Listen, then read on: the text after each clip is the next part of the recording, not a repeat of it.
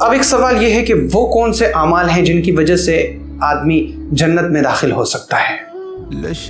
اس کائنات میں کوئی بھی چیز ہمیشہ رہنے والی نہیں، رہے گا تو صرف اللہ، وہی باقی ہے۔ سب سے پہلی چیز تو یہ ذہن میں رکھی جائے کہ جنت کسی انسان کے اعمال کی قیمت نہیں، جنت کسی انسان کا حق نہیں کہ وہ اپنا حق سمجھ کر جنت مانگے، بلکہ جنت اللہ رب العزت کے فضل، اس کے عطا، اس کے جود، اس کی سخاوت اور اس کی بخشش کی وجہ سے انسان کو ملے گی اور انسان کو ملتی ہے۔ تو جنت کسی کا حق نہیں، بلکہ جنت کا مل جانا یہ اللہ رب العزت کا فضل ہے اور اس کا کرم ہے۔ ہاں البتہ بہت سے اعمال ایسے ہیں جس کی وجہ سے انسان کو اللہ رب العزت کا یہ فضل نصیب ہوتا ہے، اللہ تعالیٰ کی یہ رحمت ملتی ہے کہ اللہ رب العزت اسے جنت عطا فرما دے۔ اور ان اسباب میں سب سے بڑی وجہ جو انسان کے جنتی بننے کی وجہ بنتی ہے وہ ہے اللہ رب العزت کے سامنے کھڑا ہونے سے ڈر جانا۔ اللہ رب العزت کے سامنے کھڑا ہونا ہے، اللہ کے سامنے اپنے اعمال کا حساب دینا ہے۔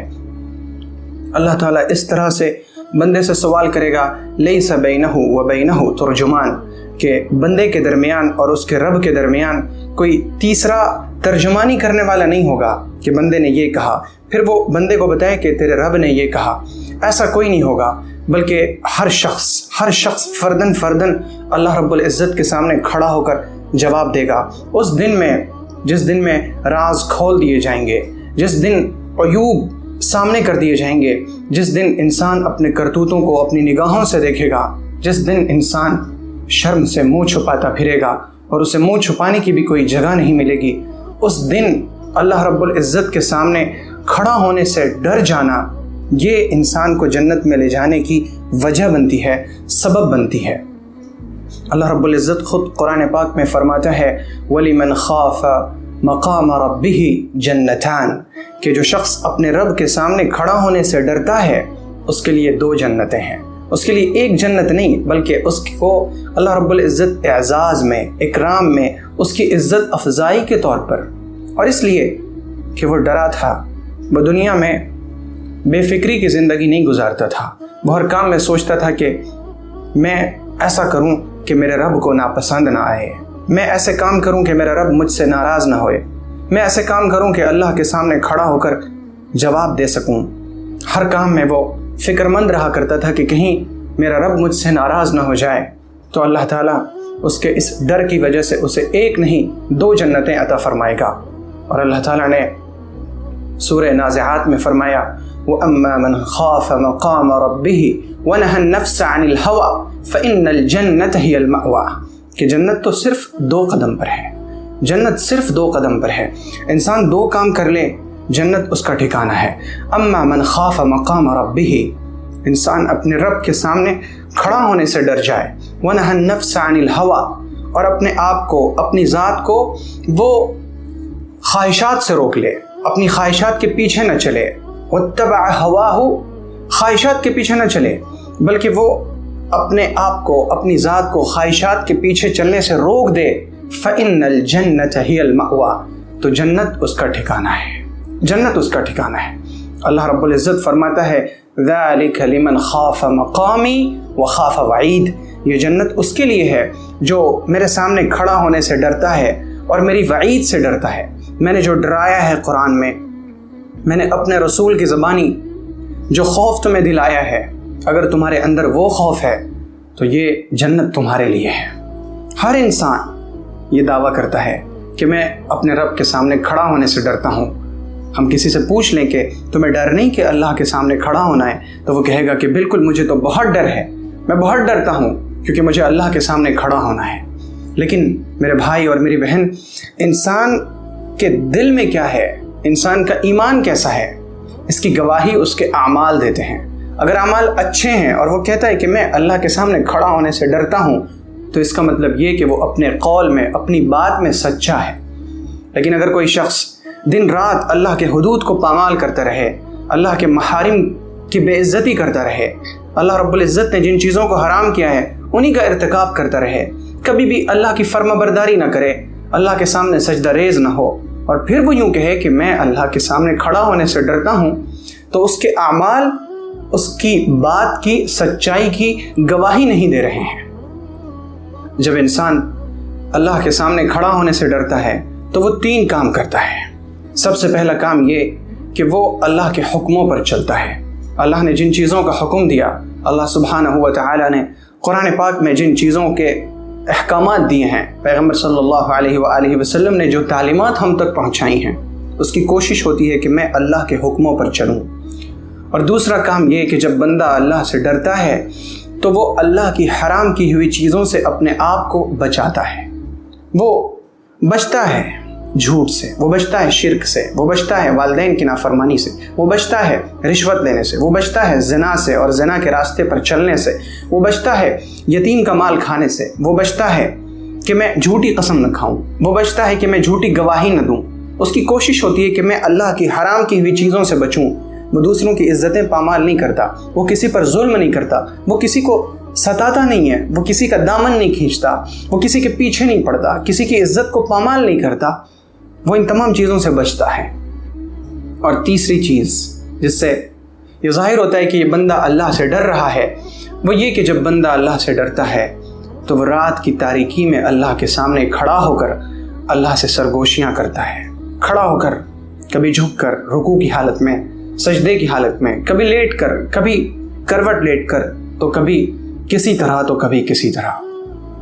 جب انسان رات کے وقت اللہ کے سامنے روئے، اللہ کے سامنے آنسو بہائے، اسے اللہ کی یاد آ جائے، ففاضت عیناہ، اور اس کی آنکھیں ڈبڈبا جائیں، اس کی آنکھوں میں آنسو بھر آئیں، تو یہ دلیل ہوتی ہے کہ بندے کے دل میں اللہ کا خوف ہے۔ اور یہ رونا تنہائی میں، اللہ کی یاد میں رونا، ایک ایسی عبادت ہے جس کے اندر کوئی ریا نہیں، کوئی دکھاوا نہیں۔ اور یہ رونا تب ہو سکتا ہے جب بندے کے دل میں اللہ کی محبت ہو، اللہ کا خوف ہو، اللہ کے سامنے کھڑا ہونے سے ڈر ہو۔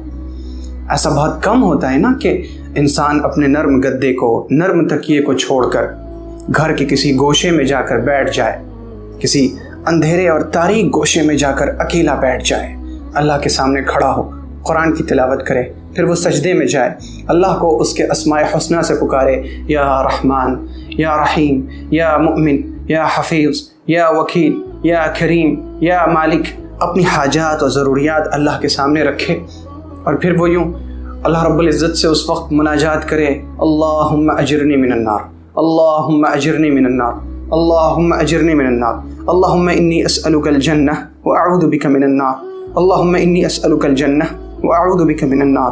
اے اللہ، میں آپ سے آپ کی جنت کا سوال کرتا ہوں، مجھے جہنم سے پناہ عطا فرما دے۔ اے اللہ، میں آپ سے آپ کی جنت کا سوال کرتا ہوں، مجھے جنت عطا فرما دے، جہنم سے پناہ عطا فرما دے۔ یہ کم ہو سکتا ہے کہ بندے کے دل میں اللہ کا خوف نہ ہو اور وہ اس طرح سے رات میں تنہائی میں اللہ کے سامنے گڑ گڑائے۔ اللہ کے خوف کے بغیر یہ چیز ممکن ہی نہیں۔ یہ چیز تب ہوگی جب دل میں اللہ کا خوف معجزن ہوگا، جب دل میں اللہ رب العزت کی خشیت غالب ہوگی، جب دل میں اللہ کی محبت ہوگی۔ اللہ کی یاد میں آنسو بہانے والا شخص کبھی بھی ریاکار نہیں ہو سکتا۔ تو جب بندہ اللہ سے ڈرتا ہے نا، تو پھر وہ یہ 3 کام ضرور کرتا ہے۔ اللہ کے حکموں پر چلتا ہے، محارم سے، حرام کی ہوئی چیزوں سے بچتا ہے، اور اللہ کے سامنے کھڑا ہو کر رکوع کی حالت میں، سجدے کی حالت میں، بیٹھ کر، دعا کی حالت میں، لیٹ کر وہ آنسو بہاتا ہے، اللہ کی یاد میں روتا ہے، اللہ سے سوال کرتا ہے۔ یہ علامتیں ہیں، یہ نشانیاں ہیں، یہ پہچان ہے اللہ کے ڈر کی۔ اور انسان کے اندر اللہ رب العزت کے سامنے کھڑا ہونے کا ڈر، یہ آدمی کو جنت میں لے جانے کی سب سے بڑی وجہ ہے۔ اور دوسری وجہ جو انسان کو سب سے زیادہ جنت میں لے جانے کا سبب بننے والی ہے، وہ ہے یتیموں کی کفالت کرنا۔ موت اور حیات کا مالک صرف اللہ ہے، موت و حیات اللہ کے ہاتھ میں ہے۔ والذی خلق الموت والحیات، اسی نے موت اور زندگی پیدا کیا، اور کوئی شخص نہیں جانتا کہ وہ کس زمین میں، کس وقت، کس حال میں مرے گا۔ موت کا حقیقی علم اللہ کے پاس ہے۔ اگر کوئی شخص مر جاتا ہے اور اس کے چھوٹے چھوٹے بچے ہیں، نابالغ بچے، نابالغ بچیاں، وہ بچے اور بچیاں یتیم ہیں، اور جو لوگ ان نابالغ بچے اور بچیوں کی کفالت کرتے ہیں، ان کا خرچ اٹھاتے ہیں، پیغمبر صلی اللہ علیہ وسلم نے فرمایا انا وکافل الیتیم کہاتین فی الجنہ، جس طرح یہ دو انگلیاں ہیں کہ ان کے درمیان کوئی تیسری انگلی نہیں، بالکل اسی طرح میں اور یتیم کی کفالت کرنے والا جنت میں اسی طرح ہوں گے کہ وہ شخص میرا پڑوسی ہوگا میرے درمیان اور اس کے درمیان کوئی تیسرا نہیں ہوگا۔ اور مجھ کو اس کے خزانے کام نہ دے سکے۔ قوم عاد نے ہمیشہ رہنے کا ارادہ کیا تھا، لیکن کیا ہوا؟ وہ بھی ناکام ہو گئے۔ اور پیغمبر صلی اللہ علیہ وسلم نے یہ بھی فرمایا کہ مسلمانوں کے گھروں میں سب سے بہترین گھر وہ ہے جس گھر میں یتیم ہو اور اس کے ساتھ اچھا معاملہ کیا جا رہا ہو، اچھا برتاؤ کیا جا رہا ہو، اور سب سے برا گھر وہ گھر ہے جس میں کوئی یتیم ہو اور اس کے ساتھ برا سلوک کیا جا رہا ہو۔ آج معاملہ یہ ہے کہ اگر کسی بچے کے والد کا انتقال ہو جائے، اس کے ساتھ بہت سے ناروا سلوک کیے جاتے ہیں، نازیبا سلوک کیے جاتے ہیں، اس کے ساتھ ہر طرح کے وحشیانہ برتاؤ کیے جاتے ہیں۔ یہ انسانیت کے خلاف ہے، شریعت کے خلاف ہے۔ پیغمبر صلی اللہ علیہ وسلم نے فرما دیا کہ سب سے برا گھر ہے وہ گھر جس میں کوئی یتیم ہو اور اس کے ساتھ برا سلوک ہو رہا ہو، اور یتیم کی کفالت کرنے والوں کے لیے اس سے بڑی فضیلت، اس سے بڑی بشارت اور کیا ہو سکتی ہے کہ وہ شخص جنت میں پیغمبر صلی اللہ علیہ وسلم کا پڑوسی ہوگا۔ اور اسی چیز کو دیکھتے ہوئے الحمدللہ ہمارے تازہ فکر کی طرف سے کفالت الایتام کا ایک پروجیکٹ ہے، یتیموں کی کفالت کرنے کا، اور اس میں الحمدللہ بہت سے یتیم بچوں کی کفالت ہو رہی ہے۔ میں ان تمام حضرات کو اور اپنی ان تمام بہنوں کو مبارکباد پیش کرتا ہوں جو یتیموں کی کفالت کر رہے ہیں۔ اللہ رب العزت آپ کے اس کفالت کرنے کو قبول فرمائے، اور اللہ رب العزت اس چیز کو آپ کے لیے ذخیرہ آخرت بنائے۔ تو یتیموں کی کفالت انسان کو جنت میں لے جانے کا بہت بڑا ذریعہ ہے۔ تیسری چیز جو انسان کو جنت میں سب سے زیادہ لے جانے کا ذریعہ بنتی ہے وہ ہے والدین کی فرما برداری۔ والدین کی فرما برداری، کیونکہ والدین کی فرما برداری میں ہی انسان کی جنت ہے، اور والدین کی نافرمانی ہی میں انسان کے لیے جہنم ہے۔ اگر بچوں نے والدین کی فرما برداری کی، ان کے لیے اللہ جنت کا فیصلہ کرتا ہے، اور اگر اولاد نے والدین کی نافرمانی کی تو ان کے لیے فیصلہ جہنم کا ہوتا ہے۔ اور والدین میں بھی سب سے زیادہ جو حسن سلوک کی مستحق ہے وہ ہے ماں۔ پیغمبر صلی اللہ علیہ وآلہ وسلم کے ایک صحابی نے آپ علیہ السلام سے دریافت کیا، یا رسول اللہ، میرے حسن سلوک کی سب سے زیادہ مستحق کون ہے؟ آپ صلی اللہ علیہ وسلم نے فرمایا، امک، تیری ماں۔ پھر انہوں نے پوچھا، یا رسول اللہ پھر کون؟ حضور نے فرمایا، تیری ماں۔ پھر انہوں نے پوچھا، یا رسول اللہ پھر کون؟ آپ نے فرمایا، تیری ماں۔ پھر انہوں نے پوچھا، یا رسول اللہ پھر کون؟ حضور نے فرمایا، تیرا باپ۔